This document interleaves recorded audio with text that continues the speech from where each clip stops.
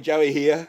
Yes, I'm eating humble pie today, and that's because so last video I'm running through that famous well-known Aussie song hit by Leonardo's Bride, and I'm saying yes, everyone recommends playing with a capo, but I'm not going to play with a capo, and I explain why.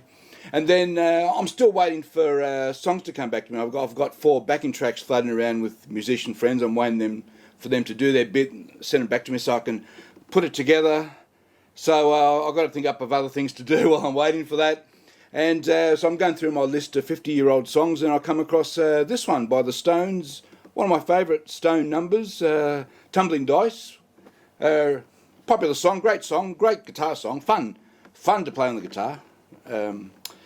And everyone's recommending 2 things: that play in open G tune, which is quite common for the Stones, especially of that era, and to play with a capo. I'm thinking, I'm not going to play with a capo. So I started off thinking, I'll do 2 things. I'm going to do it in standard tuning without a capo. I'm just going to do my own thing, do my own arrangement. I'll work something out. Of course, I failed miserably, and that's why I'm eating humble pie today. I eventually sort of did a complete U-turn, back down, and went to the open G tuning with the capo. So I thought, what a fun video. Let's go through my thinking of why I thought I could do it one way and why I decided to do it the other way. That makes for a good little guitar story, I thought.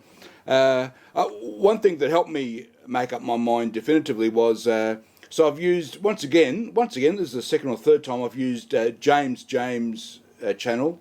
That's his YouTube channel name, James. For the 2nd or 3rd time, he's good guitarist, does really good lessons of rock songs from that era.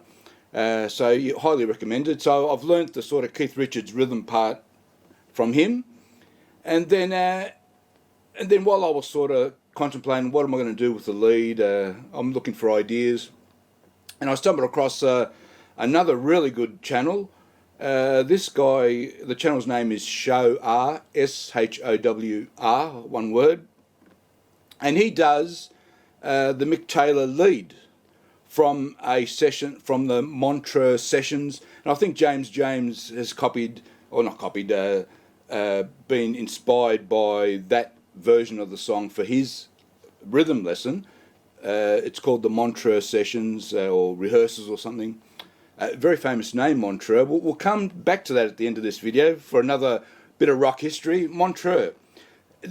So this guy on Show R does the Mick Taylor lead from those sessions. In fact, he does 2 lots of different leads from 2 sessions from that era, and he cobbles it together into his own arrangement and does a fantastic job. And I was much inspired by his lead, Mick Taylor inspired leads, and I thought I'm going to pinch some of that, and that helped me decide, let's do open G tuning with the capo on the 4th fret, so it's you're playing it in B basically for the rhythm bit, and we do Mick Taylor's lead in just standard tuning, standard tuning, and that decided it for me. Yes, that's the way I want to do it. So, but anyway, that aside, why did I think I would just go to standard tuning? And well, the thing is, with as I say, a lot of Stone songs from that era,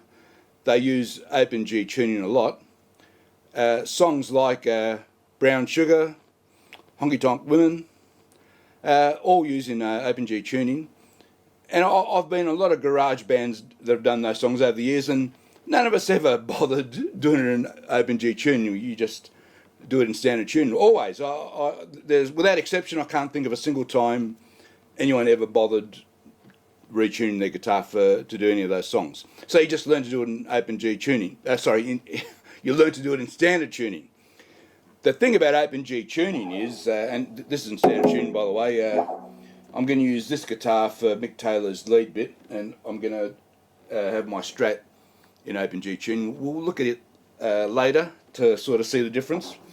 But The thing about open G tuning is that these strings, the D, G, and B strings, which obviously are part of the G chord, they stay the same. And luckily for us, a lot of those Stones riffs focus a lot on those three strings. So you can actually be in standard tuning and play a lot of those songs using just those three strings. For instance, with Brown Sugar, the intro, yeah?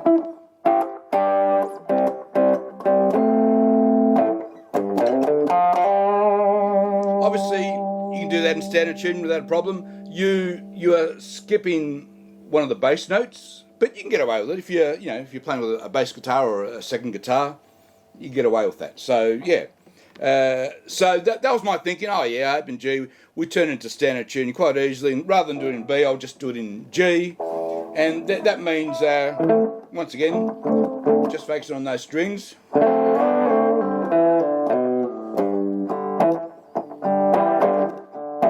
Okay, there's your intro to Tumbling Dice in G, in standard tuning. It works, you can do it. Especially, you're doing a lot of those pull-offs and hammer-ons.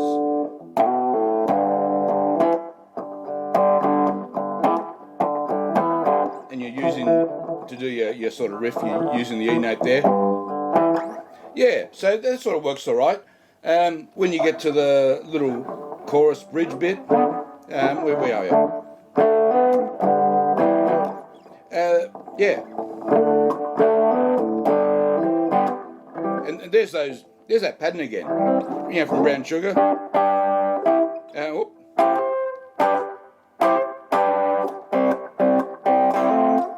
That pattern, once again, very common in these Stone songs in open G tuning. You can use it on that G chord there.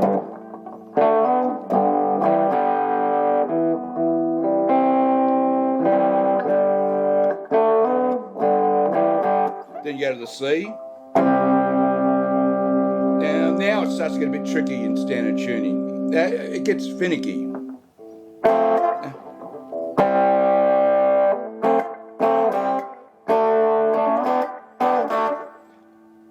You can do it that way, or you come up to this C and then use that same pattern.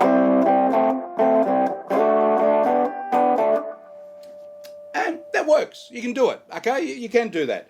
So I've got that far. When you get to the last bit, the actual the chorus.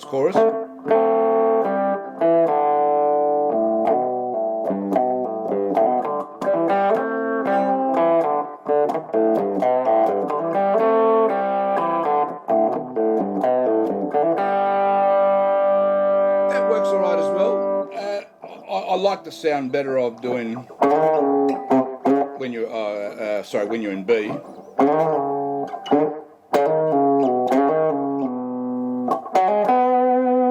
Yeah.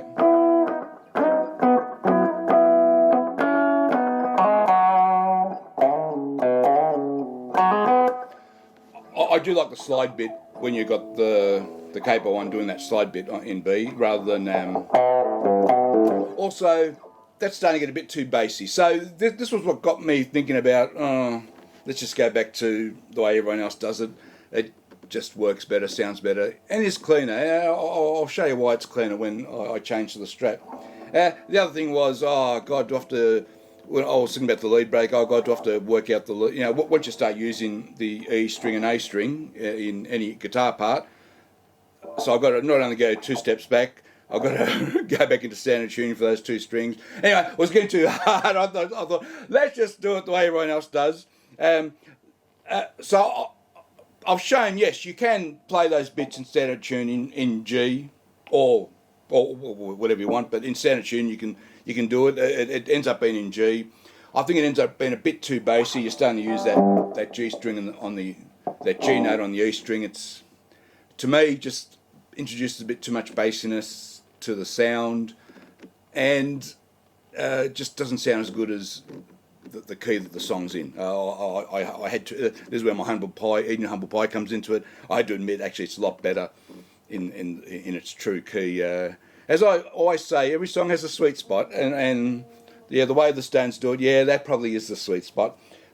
Give me a minute to change guitars, and then let's have a look at those same riffs on my Strat in open G tuning. Yeah, so I just wanted to take a minute to change guitars.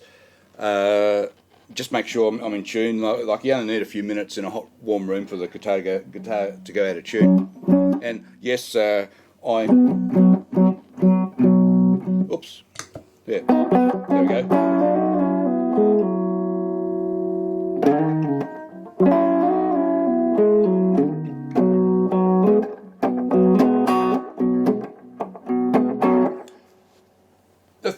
The thing about playing in this position with the open G tuning is everything just becomes a little bit smoother and more fluid. There's less moving parts. So when I was showing those C and D bits up here, yeah, you can do them, but you're mucking around with your fingers so much that you invariably get extra noise, extra string noise, extra fret noise. Extra bum notes, even though it's a relatively slow song. It's a surprisingly slow beat. But yeah, so once you're up here,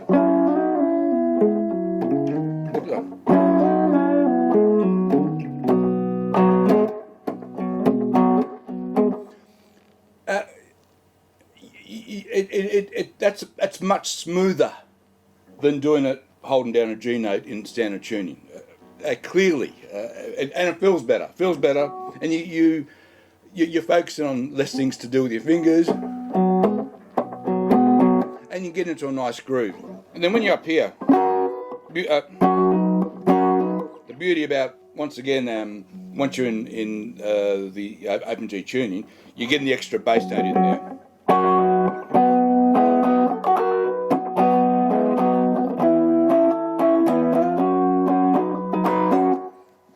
Sorry, I find it easier to play when I'm standing with my Strat than sitting down, getting up high.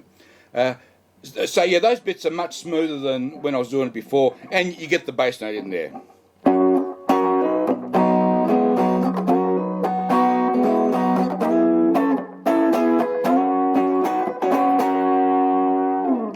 Yeah, that's all good. Now the drawbacks are that if you've got fat fingers like mine, when you're doing this, it is easy to miss that hammer on slightly.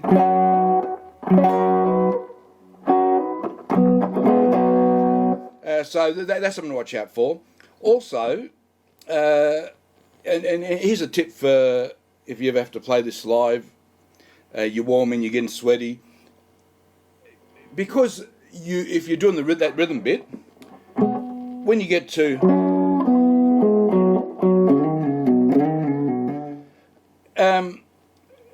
you go from playing a rhythm to a bit of lead, basically, a guitar fill, bit of lead. I found, especially when I was just rehearsing just before I recorded the backing track, and I've already done my backing tracks and just for that rhythm bit, and they've come out really well. But what I discovered was that when you're doing this,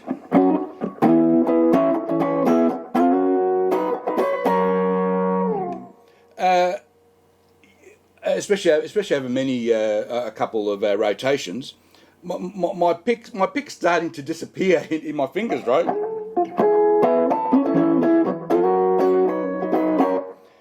And if you don't remember to get the tip of your pick back in, you go to do that lead bit, and I need the tip of my pick to do those bits. But after doing those rhythm bits for a while, especially at the end when you're repeating that fill I just played, you basically repeat it ad infinitum. It's hard to regather your pick to do those bits because it's disappeared while you're doing the rhythm bits. So that's a very strong tip for you if you're ever having to play this song live.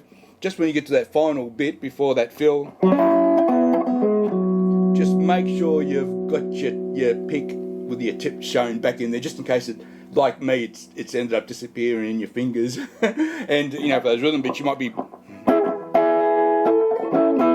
playing as much fingernails as pick. That's what can happen. Because the tips disappeared. Anyway, that's a bit of a tip.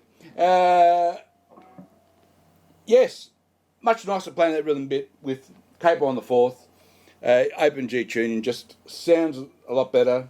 Feels better. That's the important bit. Feels nice. Feels very nice.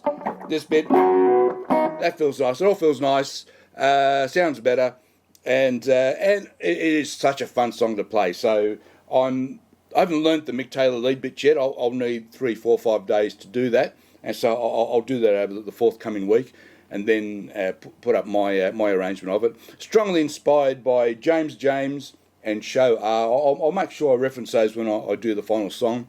Oh, look, I hope you've enjoyed that. As I said, it's a fun song. Oh, the bit of rock history. Montreux. We're talking 1972, right? And I've already done a video of Maybe I'm a Leo from this song. Remember Montreux 1972? Remember there's a famous line in the famous song from this album. On the Lake Geneva shoreline, while we're on our way to Montreux. Yeah? And then remember it says, with the Rolling Stones mobile just outside. So, yes, those Montreux rehearsals that everyone talks about, that I've stumbled across in these YouTubes, must be around the same time that this famous fire occurred in Montreux on the Lake Geneva shoreline. Because in 1972, it has to be. So that's a bit of rock history linking Tumbling Dice with Machine Head. All right. See you later. Thanks for watching. Bye-bye.